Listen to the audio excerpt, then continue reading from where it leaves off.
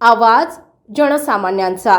स्थानिक स्वराज्य संस्थांच्या निवडणुकीचे बिगुल वाजले असून उमेदवारी न मिळाल्याने अनेक नाराजांची समजूत वरिष्ठ नेत्यांना काढावी लागत असून बिगवळ शेटफळ गटामध्ये पराग भाऊ जाधव हेच प्रमुख दावेदार होते, परंतु पक्षाचे काही ध्येय धोरणे असल्यामुळे सामाजिक समतोल राखण्यासाठी आणि कार्यकर्त्यांच्या भावनांचं कदर करून त्यांना थांबावे लागले। परंतु भविष्यात पराग भाऊ जाधव यांना नक्की न्याय दिला जाईल असे आश्वासन इंदापूरचे आमदार आणि महाराष्ट्र राज्याचे कृषी मंत्री दत्तात्रय भरणे यांनी भिगवण येथे दिले।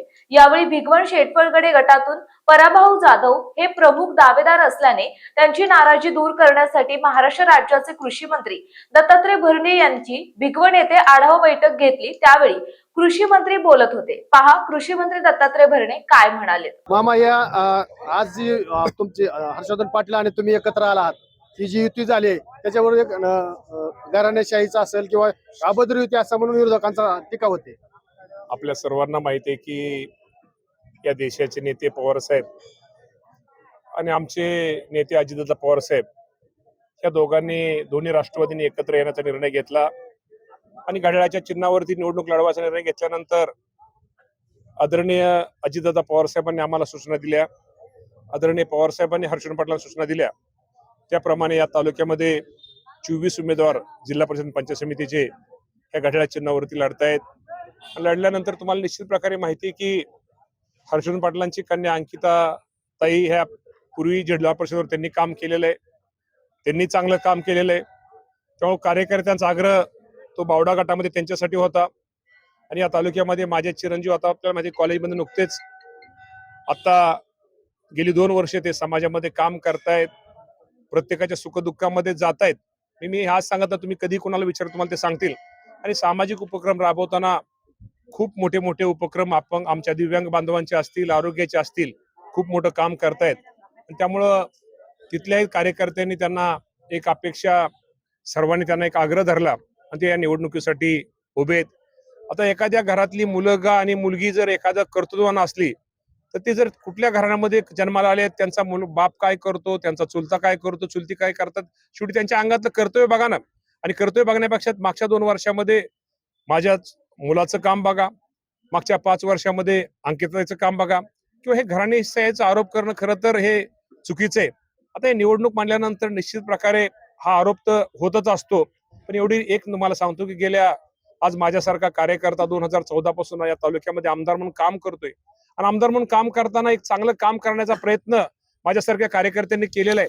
आता मीडियामध्ये आपण पत्रकार बनतोय, पूर्वीचं भिगवण बघा, आजचं भिगवण बघा, तालुक्यातली पूर्वीची गावं बघा, आजची गावं बघा, तालुक्याचं इंदापूर शहर बघा, आजचं इंदापूर पूर्वीचं शहर बघा, आजचं इंदापूर शहर बघा। या तालुक्यामध्ये विकास हा निश्चित प्रकारे एक तालुक्याचा आमदार म्हणून मी केलेला आहे, पूर्वी हर्षवर्धन पाटील साहेबांनी केलेला आहे। जो विकास केलाय किंवा जी काही कामं केली ते आमच्या दोघांच्या माध्यमातून ती कामं केलेली आहेत आणि या बाबतीमध्ये निश्चित प्रकारे इंदापूरची जनता खूप हुशार आहे। इथे कुठंतरी कोण भाषण काय करतंय, कोण टीका काय करतंय, भाषणामध्ये कोण हे करतंय, ह्याला महत्व देणारे टीका नाहीये। तालुक्यात पूर्वीपासून कैलासवासी शंकरराव भाऊ असतील, कैलासवासी गणपतराव पाटील असतील, कैलासवासी घोलप साहेब असतील, किंवा खूप काशी काय उदाहरणं आपल्या सगळ्यांना घेता येतील। ह्या सर्वांनी एक त्यांचा वारसा, एक त्यांचा आदर्श घेऊन आम्ही सगळेजण काम करतोय आणि भविष्यामध्ये या तालुक्यासाठी निश्चित प्रकारे एक चांगलं काम करायचंय मला।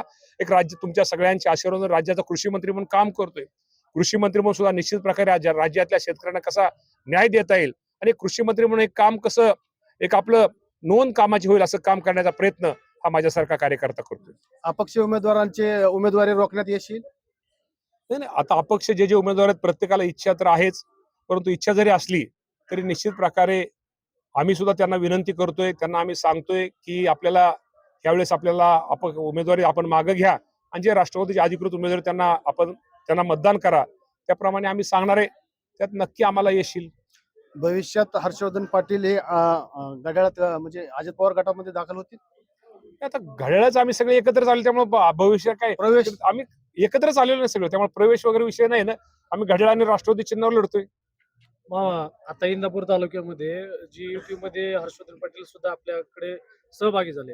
कार्यकर्त्यांनी वर्षभर जे काम केलं, जे आज स्थानिक लेवलला ज्या निवडणुका आल्या, कुठेतरी त्यांना डावललं असं काहीतरी झालं? डावललं वगैरे असं म्हणता येत नाही।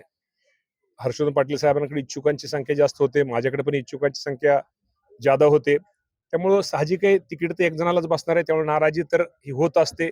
नाराजीत 100% जरी असले तर शेवटी कार्यकर्त्याचं समाधान करणं, कार्यकर्त्याला काही गोष्टी समजून सांगणं. कारण का ही युती आपल्याला माहिती आहे की मागच्या 8 दिवसापूर्वीच मनाची युती झालेली आहे. त्यामुळे साहजिक आहे कार्यकर्त्यामध्ये जरी नाराजी असली ती नाराजी दूर करण्याचा प्रयत्न आमच्या सगळ्यांचा राहील.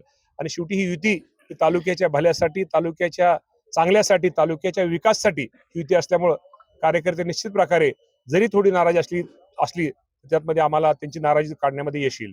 मामा पण सध्या आता असं झालंय मामा की वर्षानुवर्ष एकमेकांचे कट्टर विरोधक म्हणून आज पूर्ण तालुक्यात विषय झालेला आहे. तुमच्याकडे आज त्यांनी या म्हणजे एक युती आल्यानंतर याचा फटका काय बसेल का मामा? नाही कार्यकर्ता मगाशी तुम्हाला म्हटलं ना की युती शेवटी आमच्या दोघांच्या नेत्यांनी युती केली, आम्ही दोघांनी काय केलेलं नाही. आणि हे काही नुसते इंदापूर तालुक्यापुरती झालेली नाही, संपूर्ण राज्यामध्ये हा त्यांनी युती केलेली आहे. घड्याळावर ते सगळे लढतायत. त्यामुळे त्याचा मी तुम्हाला मगाशी सांग त्यामुळे नाराजी किंवा काय काय एखादा कार्यकर्ता काम करणारा, दोघांचे कार्यकर्ते जिथं काम करतायत तिथं एकालाच तिकीट मिळणार आहे, एकाची नाराजी होणार आहे. पण निश्चित प्रकारे जो कार्यकर्ता जो तिथं काम करणार आहे तिथं आम्ही दोघं पण त्या कार्यकर्त्याची कुठेतरी वेगळ्या ठिकाणी व्यवस्था करू. फायदा होईल मामा त्यांचा? 100% फायदा होणार आहे. आणि हे सांगतो तुम्हाला की जे उमेदवार आहेत 24चे 24 उमेदवार हे हर्षवर्धन पाटलांचे आहेत, 24चे 24 उमेदवार हे माझे आहेत. त्यामध्ये आमचा कुठलाही भेदभाव नाहीये. आजच्या मिटिंगचा उद्देश सफल झाला असं समजायचं. उद्देश तुम्हाला माहिती आहे की परागभाऊ जाधव त्यांचे वडील कैलासवासी रमेश बापू चा एक वारसा या भागामध्ये चालवतोय. पराग हा खूप चांगलं काम करणार आहे. आता तुम्ही बघितली परागची टीम बघितली, परागबद्दल प्रेम असणारा, शेवटी प्रेम हे काय कुठलं विकत मिळत नाही, हे मनापासून लागतं. आणि मनापासून जो माणूस समाजासाठी दुसऱ्यासाठी करतो त्यालाच हे प्रेम मिळतं. हे प्रेम कोणाला पण मिळत नाही. कारण ह्याचं उत्तम उदाहरण मी पण आहे. त्यामुळे हे प्रेम परागभाऊचं काम निश्चित प्रकारे या भागामध्ये आहे.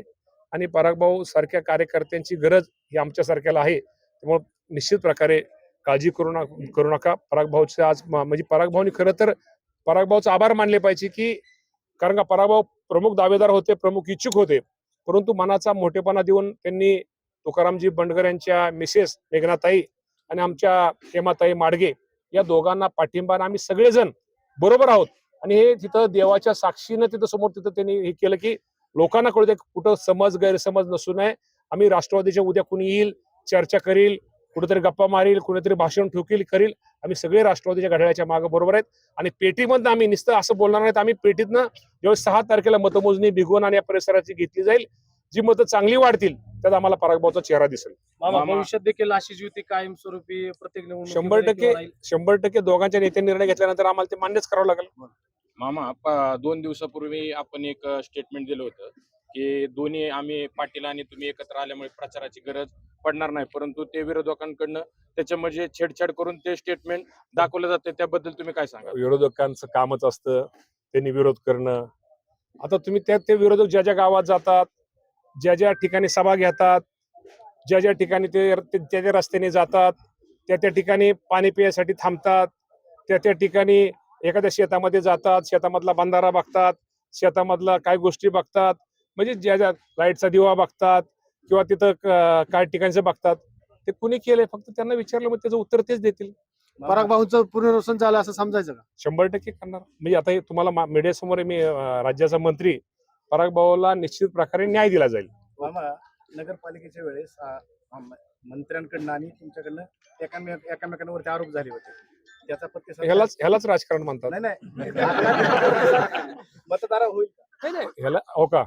त्यावेळेस आम्ही दोघं वेगळे होतो, आमच्या दोन्ही नेत्यांचे त्यावेळेस निर्णय वेगळे होते. त्यावेळेस काय पवार साहेबांनी त्यांना सांगितलं होतं की तुम्ही घड्याळावर लढा, किंवा आमच्या दादांनी सांगितलं होतं की तुम्ही एकत्र घड्याळावर लढा. आता मागच्या 8 दिवसापूर्वी आम्हा दोघाला आमच्या त्यांच्या नेत्यांनी सांगितलं, त्यांना माझ्या नेत्याने मला सांगितलं.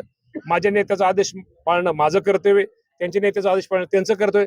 त्यामुळे आमच्या नेत्यांच्या आदेशाचं कर्तव्य आम्ही दोघं जण आमचे आदेश पाळतोय, त्यामध्ये आमच्या दोघांचं कुठलेही नाही. मामा प्रत्येक वेळेस आता सध्याला शेवटच्या याच्यामध्ये आपल्याकडनं सांगण्यात येतं की विकासासाठी आपण सर्वजण एकत्र आलाय. विकास म्हणजे कसं काय, याकडे कसं बघतो? विकास म्हणजे काय? आपण भिगवण मध्ये आला तर विकास मध्ये काय तुम्हाला ते आता कामं वगैरे चालू झालेली आहेत, समोर बऱ्याच इमारत झालेल्या आहेत, आता काम अजून काय सुरू झालेत. त्यात भिगवण मध्ये आल्यानंतर विकास काय असतो तुम्हाला, किंवा तिथं आमच्या पलीकडे मशानभूमीमध्ये तिथं गेला, तिथं काय चालले कामं चालले आहेत, तिथं रोडची काय कामं चालले आहेत, इतर दवाखान्याची काय कामं चालले आहेत, पाईपलाईनचं काय काम चाललेलं आहे, बाकीची काय कामं चालले आहेत. हाच विकास असतो. विकास म्हणजे काय असतो?